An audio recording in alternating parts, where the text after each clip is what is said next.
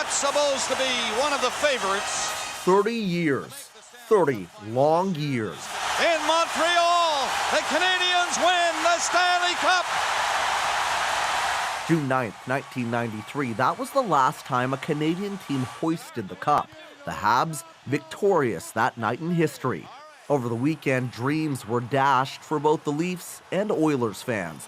Explanations as to why are endless. Bad coaching, they didn't have heart. Maybe it's a curse. Maybe it's like a Boston Red Sox curse. I don't know. I just know, God, it's frustrating.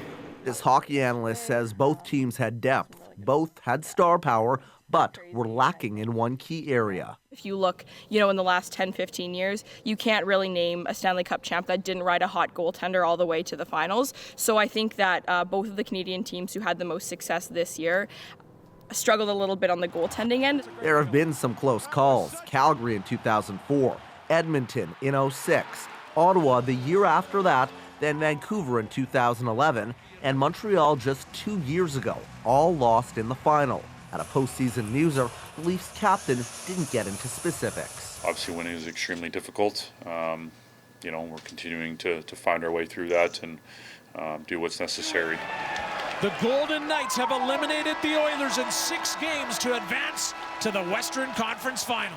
That may not sit well with impatient fans, but others are already looking at the bright side. Last Canadian team, you know what I mean? Go Oilers. Even though we lost, go Oilers, and we're looking forward to it next year.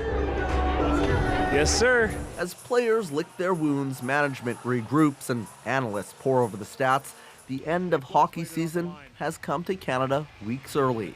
The Stanley Cup final to be played south of the border once again. Travis Danrash, CBC News, Toronto.